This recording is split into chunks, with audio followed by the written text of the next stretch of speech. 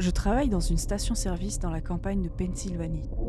C'est un travail ennuyeux, mais c'est assez facile et ça paye bien. Il y a quelques semaines, un nouveau gars a commencé. Je l'appellerai Jérémy. Jérémy est bizarre. Il a environ 25 ou 26 ans. Il parle à peine, mais il a le rire le plus effrayant que j'ai jamais entendu. Mon patron et moi l'avons remarqué, mais cela n'a jamais posé de problème et nous ne pouvons pas y faire grand-chose. Les clients ne se sont jamais plaints de lui et il a toujours bien fait son travail. Jusqu'à il y a quelques semaines en tout cas. C'est à ce moment-là que des choses ont commencé à disparaître. Le vol par des employés peut être un problème dans toute entreprise qui vend des biens de consommation. Et il n'y a qu'une seule personne qui travaille à la fois dans cette station-service. C'est un endroit assez petit. Il y a environ 2 semaines, mon patron a commencé à remarquer que nous manquions d'huile moteur. Au début, il s'agissait de quelques conteneurs à la fois, puis d'étagères entières et de cartons provenant de l'arrière-boutique. Très vite, des cargaisons entières ont disparu le lendemain du jour où nous les avons reçues, et c'était toujours juste après les moments où travaillait Jérémy. Mon patron a vérifié les enregistrements des caméras de sécurité chaque nuit où il travaillait, mais il n'a jamais pu le prendre en flagrant délit. Jérémy fermait à clé à la fermeture, puis l'huile de moteur disparaissait le lendemain. D'habitude, mon patron emporte les vidéos chez lui pour essayer de prendre Jérémy en flagrant délit de vol. Mais sa fille avait un match de football hier soir, alors il m'a demandé de regarder la vidéo pour lui. Il m'a proposé de me payer des heures supplémentaires au black, donc j'ai évidemment accepté. Il y a 3 caméras, alors il m'a donné 3 vidéos différentes à vérifier. Je me doutais que la nuit serait longue, mais j'essaye d'économiser pour les vacances, alors j'ai vraiment besoin d'argent. J'ai ramené les cassettes chez moi, je les ai insérées dans un vieux magnétoscope et je me suis assis. Il y a 2 jours, la dernière fois qu'il a travaillé, Jérémy a commencé à 16h. Au début, tout semblait normal. Il a compté son tiroir-caisse, a échangé avec la fille qui travaillait avant lui et a attendu le client. La première personne à entrer est Madame Templeton. L'heure sur la vidéo indique 4h03, une habituée. Elle a pris ses cigarettes et un journal et a payé avec un billet de 20. Rien d'inhabituel. Le client suivant est un habitant du quartier, Ron. Il conduit une moto et vient généralement tous les 2 ou 3 jours. Il fait le plein, achète un sachet de viande séchée et il paye avec sa carte de crédit et part. Ensuite, il y a eu un type avec un chapeau de cow-boy. Je ne l'avais jamais vu auparavant, mais nous avons beaucoup d'étrangers qui passent, comme dans n'importe quelle station-service. Il a pris $40 de gasoil, a payé avec un billet de $100 et est parti. Je me suis assis et j'ai soupiré. La seule chose plus ennuyeuse que de faire ce travail, c'est de regarder quelqu'un d'autre le faire. L'offre de mon patron était suffisante pour que je continue à regarder, alors j'ai laissé la cassette allumée. Tout semblait normal. J'avais le sentiment que si Jérémy volait de l'huile de moteur, il savait que nous nous méfions de lui. Je ne m'attendais pas à ce qu'il soit assez stupide pour nous laisser le filmer. Les choses sont restées ennuyeuses et routinières jusqu'à environ 5 heures. À 17h03, Madame Templeton est revenue. Elle devait avoir oublié quelque chose. Mais ce n'est pas le cas. Elle achète le même paquet de cigarettes que précédemment et le même journal. Elle a payé avec 20 autres dollars. C'est bizarre, me suis-je dit. Mais bon, elle est un peu distraite. J'ai pensé que Jérémy aurait dû lui dire qu'elle avait déjà eu ses cigarettes, mais ce n'est pas interdit de vendre 2 fois la même chose à quelqu'un.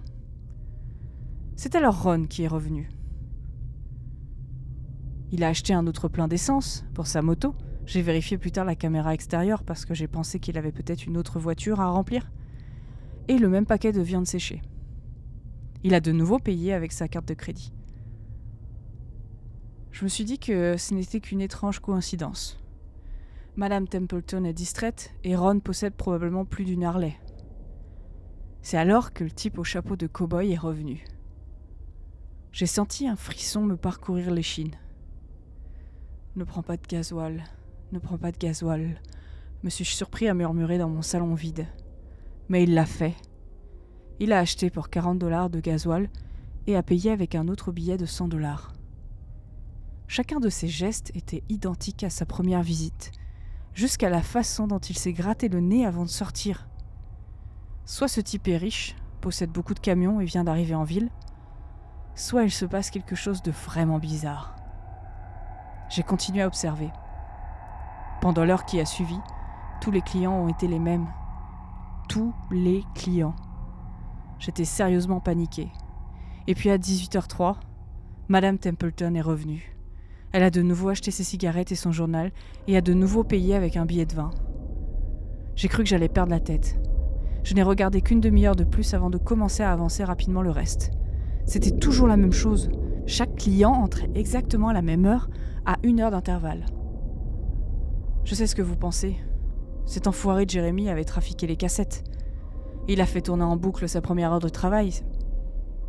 C'était pas le cas. Il y a des fenêtres autour de la caisse que la caméra couvre, et j'ai vu la lumière du soleil décliner au fur et à mesure que le temps passait. La routine de Jérémy ne s'est pas répétée. Il a balayé, passé la serpillière, réapprovisionné et accompli toutes ses tâches exactement comme on s'y attendrait. Mais les mêmes clients continuaient à venir. À ce stade, je paniquais. Quelque chose ne tournait pas en rond dans ce que je voyais et je n'avais pas d'explication. J'ai avancé jusqu'au moment où il a fermé à clé et s'est dirigé vers sa voiture. Il n'avait rien volé, mais j'ai continué à regarder juste pour m'en assurer. J'ai fait une dernière avance rapide, jusqu'à minuit environ. À exactement minuit 3, le visage de Jérémy est apparu sur la caméra. Je ne veux pas dire qu'il a bougé la tête, je veux dire qu'une seconde, le magasin était vide, et la seconde suivante, je ne voyais que son visage. Il ne regardait pas la caméra, il me regardait. J'en étais sûre. J'ai crié et j'ai cherché la télécommande à tâtons. Le temps que je la saisisse, il était parti, aussi vite qu'il était arrivé. Une image, il était là, la suivante, il n'y était plus. Mes mains tremblaient, mais j'ai inséré une autre cassette. L'autre caméra intérieure montre la zone arrière, près de la caisse enregistreuse, et je pourrais voir comment il s'est levé pour mettre son visage dans la caméra comme ça. J'ai sauté à minuit 3, mais il n'y avait rien. J'aurais pu le voir debout sur une chaise ou quelque chose comme ça sur cette cassette, mais il n'était pas là. Je ne l'ai pas vu entrer dans le magasin après son départ. C'est comme si il n'était pas vraiment là. Il ne connaît pas le code de sécurité et aucune alarme n'a été déclenchée cette nuit-là après qu'il ait fermé à clé. Ce que j'ai vu en revanche, c'est qu'à minuit 3, l'huile de moteur a disparu des rayons. Toute l'huile. Comme le visage de Jérémy. Une seconde, les produits étaient là, et l'instant d'après, ils n'y étaient plus. J'ai éteint la cassette et je suis allée me coucher, mais je n'ai pas fermé l'œil de la nuit. Mon corps est épuisé, mais mon esprit est en ébullition. Cette cassette était sans aucun doute la chose la plus effrayante et la plus dérangeante que j'ai jamais vue de ma vie. Je travaille dans quelques heures. Mon patron m'a demandé de rapporter les cassettes et de lui faire part de ce que j'ai trouvé. Mais vraiment, qu'est-ce que je veux bien pouvoir dire ? Jérémy travaille de nuit ce soir, juste après moi, et le plan est que mon patron vienne, juste avant que je parte, et le confronte avec moi, puisque je suis censée être celui qui l'a surpris en train de voler. Je n'ai aucune idée de ce que je vais faire. Je suppose que je vais devoir lui montrer les cassettes, à mon patron, mais je ne veux pas les regarder avec lui. Je ne veux plus jamais voir quelque chose comme ça. Je n'arrive pas à oublier l'image de Jérémy, souriant directement à la caméra. C'est le regard le plus effrayant que j'ai jamais vu sur le visage d'un être humain. Quoi qu'il en soit, je vais essayer de dormir un peu avant d'aller m'occuper de tout ça. Je vous tiendrai au courant. Mise à jour de 14h49. Je mets à jour depuis mon téléphone, je m'excuse d'avance pour les erreurs. Mon patron vient de finir de visionner la dernière cassette. Je lui ai dit à quoi s'attendre, mais on ne peut pas vraiment s'y préparer. On ne peut pas préparer quelqu'un à quelque chose comme ça. Il est mort de peur, je le suis toujours aussi, et Jérémy doit arriver à 16h. Nous avons un peu plus d'1 heure pour nous ressaisir, mais aucun de nous ne sait quoi lui dire. Est-ce que c'est juste un type dérangé qui aime voler de l'huile de moteur et effrayer les gens ? Ou est-ce autre chose ? Je ne sais pas si c'est fou, mais est-ce que quelqu'un pense qu'il pourrait avoir quelque chose à voir dans la boucle temporelle ? Mon patron m'a dit qu'il n'avait jamais rien remarqué de tel dans les autres cassettes. Mais la façon dont il a paru dans celle-ci m'a fait penser qu'il savait que je regarderais. C'est comme s'il voulait que je voie ce qu'il pouvait faire. Comme s'il voulait se montrer ou quelque chose comme ça. La façon dont il a souri à la caméra ressemblait à un enfant qui vous montre le château de sable qu'il vient de construire ou quelque chose comme ça. Je ne sais pas, j'ai probablement l'air taré. Mais j'ai l'impression d'être dans le coup. Je vais en reparler à mon patron. Nous devons nous calmer et trouver une solution. Je ferai le point ce soir, mais j'ai un très mauvais pressentiment sur la façon dont les choses vont se dérouler. Mise à jour de 16h33. Aucun signe de Jérémy. Nous avons essayé de l'appeler, mais son téléphone a été coupé. Nous appelons la police. Mise à jour de 17h33. Aucun signe de Jérémy. Nous avons essayé de l'appeler, mais son téléphone a été coupé. Nous appelons la police. Mise à jour de 18h33. Aucun signe de Jérémy. Nous avons essayé de l'appeler, mais son téléphone a été coupé. Nous appelons la police. Mise à jour de 19h33. Aucun signe de Jérémy. Nous avons essayé de l'appeler, mais son téléphone a été coupé. Nous appelons la police. Mise à jour de 20h33. Aucun signe de Jérémy. Nous avons essayé de l'appeler, mais son téléphone a été coupé. Nous appelons la police. Mise à jour de 22h58. Putain de merde. Putain de merde. Putain de merde. Je viens de rentrer chez moi et j'ai vu mes précédentes mises à jour. Les choses ont moins de sens que jamais. Voici ce que je peux vous dire. Je suis allée travailler.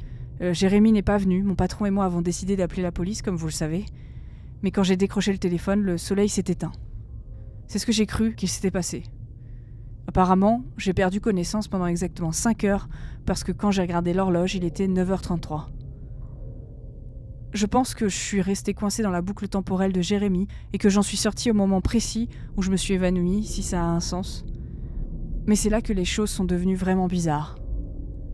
Mon patron était juste à côté de moi lorsqu'il a perdu connaissance, prêt à corroborer mon histoire auprès des flics. Quand je suis revenue à moi, j'avais le téléphone dans la main, mais il était mort.